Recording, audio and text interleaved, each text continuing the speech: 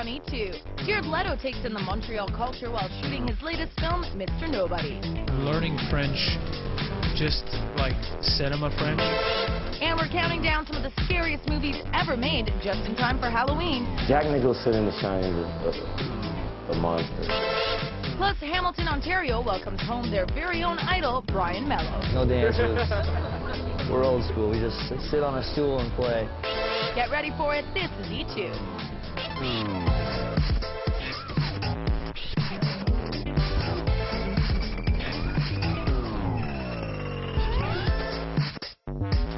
Happy Halloween, everyone. I'm Anna Sizon. You're watching E2. We're hanging out here at Screamers in Toronto. Now, Halloween and horror movies go hand in hand, but with so many films out there to choose from, how do you know which ones are worth the next 2 hours of your life? We're counting down the best and worst horror movies ever. Then Canadian Idol Brian Mello does his best to scare up a win for his hometown team, the Hamilton Bulldogs, as he hits center ice at the dog pound to sing the national anthem.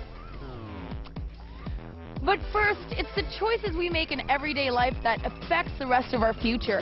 Jared Leto's on the set in Montreal of his latest flick, Mr. Nobody. This is my lunch breaks, maybe. There's my bag lunch. We caught Jared Leto on the Quebec set of his latest movie, Mr. Nobody, and I bet it won't be the last time he's in town.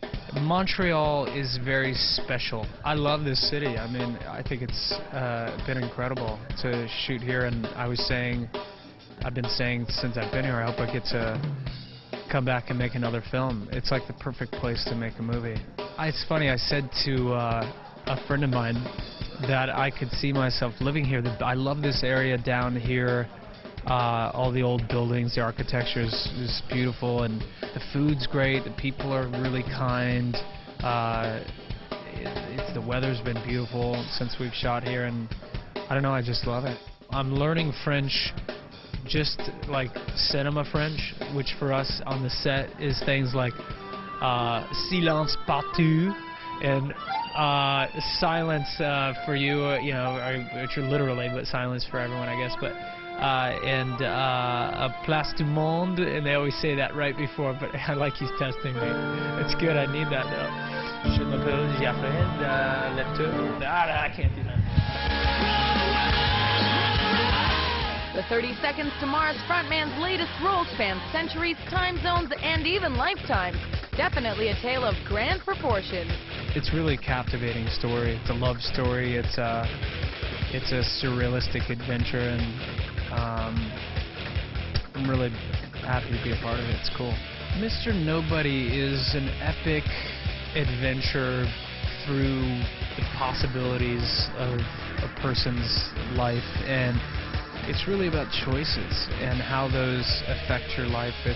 It's a fascinating look at how sometimes the smallest decisions that you make in life can have huge ramifications. Whether to say yes or no to a question can change who you fall in love with, what the name of your children are.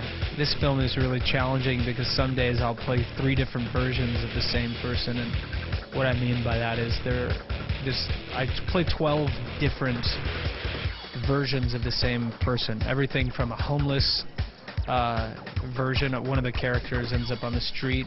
Another one is 120 years old. Another one is on a spaceship in Mars. This character, actually, I have glasses, and I'm a father and more of kind of just a working guy. How are you? Jared loves a challenge. He's known for making radical changes to suit a role. Here he's lucky. He's allowed to look a bit more normal. Well, I do have some fake hair in the back. Business in the front, party in the back. Is that what they say? Hockey hair. And he got to work with Canada's finest, a.k.a. Sarah Polley, who plays Mr. Nobody's wife.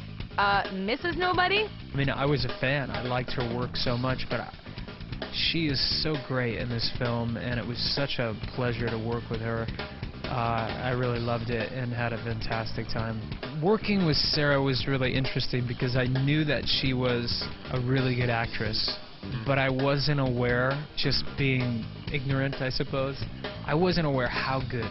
Jared isn't too shabby either, and with big credits like Fight Club and American Psycho under his belt, he's in the spotlight for good. Certainly you know, the help of the media is wonderful to express your art and the creative elements and for business, and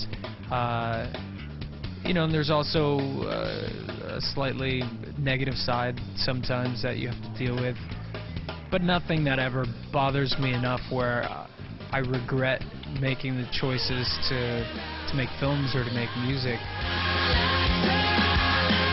It can be great, and it can be, you know, devastating depending on the day and the opinion and what's happened. And you know, I've certainly experienced a little bit of both. I think it's a relationship, you know, in some way, and you have good periods and bad periods, and you can learn a lot from it. What's really fascinating to me is in some of the most, what people would say were the most successful times that I've had, have also been the most critical times, or some of the most, you know, some of the times that had, you know, seemingly had some negativity as well. And I think that's just a good metaphor for life in general, you know.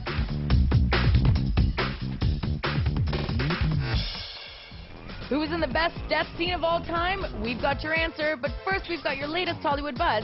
Here's your E! News.